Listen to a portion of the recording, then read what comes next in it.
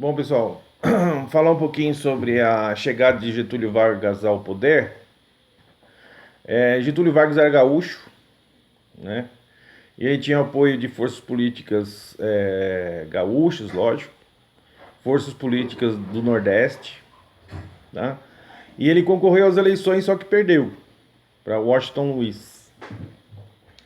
E só que não aceitaram o resultado, porque todo mundo sabia que a eleição na época era fraudada através do voto do Cabresto. Então eles organizaram um golpe militar e derrubaram Washington Luiz. Tá certo? Bom, por que eles conseguiram chegar ao poder? Primeiro porque houve um racha entre Minas Gerais e o Estado de São Paulo, que eles tinham a política do café com leite, que eu já expliquei para vocês. O que era a política do café com leite? Em uma eleição, um paulista era eleito para governar o Brasil. Na outra eleição, seria um mineiro, né? Então, quando o mineiro era candidato, os paulistas apoiavam o mineiro para ele se eleger. Quando quando o paulista era candidato, os mineiros apoiavam o paulista. Tá? Só que em 1930, o que aconteceu?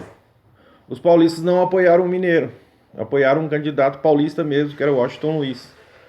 E Washington Luiz acabou vencendo, mesmo sem apoio dos mineiros. Tá? Venceu, mas não governou. Porque o Getúlio Vargas deu um golpe militar, tirando Washington Luiz do poder. Tá?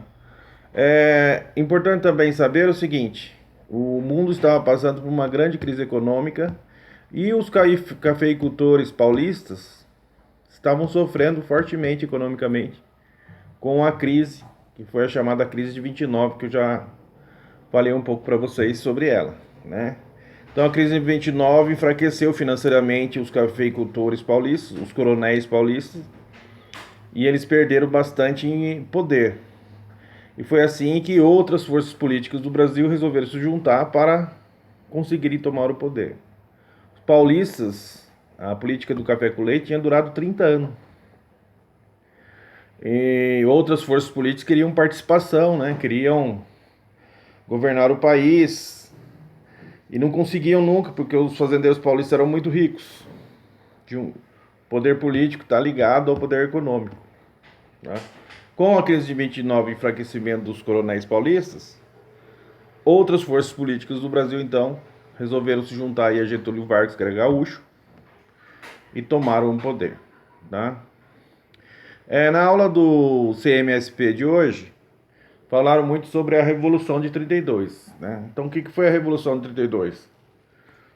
2 anos após aí o Getúlio Vargas estar governando o Brasil, os paulistas tentaram retomar o poder. Né? E para isso fizeram uma guerra. A ideia inicial era que São Paulo tivesse o apoio de Minas Gerais para retomar o poder. Mas os mineiros não recuaram, não apoiaram os paulistas. Então os paulistas se viram obrigados aí a lutar praticamente sozinhos. Só algumas tropas de Goiás vieram ajudar os paulistas. E contra o Getúlio Vargas, né? Então a ideia a princípio era o seguinte: o Estado de São Paulo organizou os soldados para lutar, iria contar com o apoio de Minas Gerais, Goiás, e aí eles iam marchar em direção à cidade do Rio de Janeiro, que era a capital do Brasil. Só que as tropas dos outros estados não vieram, os paulistas tiveram que lutar sozinhos, jamais conseguiram chegar à cidade do Rio de Janeiro. A luta se deu entre a cidade de São Paulo e a cidade do Rio de Janeiro, no Vale do Paraíba. Quem já foi no Vale do Paraíba? Em Aparecida, acho que todo mundo já foi lá em Aparecida. Aparecida, Guaratinguetá, Lorena, Cruzeiro, né? Cachoeira Paulista. Foi ali que ocorreram Piquete, tá bom. Piquete fica do lado ali de Lorena. Principalmente Cachoeira Paulista ali. Foi aonde ocorreram os combates, bem na metade do caminho entre a cidade de São Paulo e a cidade do Rio de Janeiro, tá? Então, os soldados do Brasil inteiro, sob o comando do Getúlio Vargas, se posicionaram ali enfrentando os paulistas, que lutaram praticamente sozinhos. Tá certo? Caramba. Bom, quando a guerra começou, o primeiro a morrer foi um cara de Mogi das Cruzes, hein? No começo ficou bem disputado, tá certo? Mas os paulistas começaram a enfrentar problemas para receber munições. Inclusive tem uma história que é o seguinte, que foi comprada munição da França e no cartucho, em vez de pólvora, os franceses colocaram areia, metade dos cartuchos. Então quando o paulista ia atirar, metade da munição falhava. E daí isso desmoralizou a tropa paulista, né? O pessoal ficou desconfiado, ué, tem alguma coisa errada, por que a nossa bala não funciona, né? A professora também comentou na aulinha lá do CMSP que faltava, né, munições, o uso da matraca, né, para fazer barulho fingindo que era uma metralhadora, eles usaram esse artifício, né?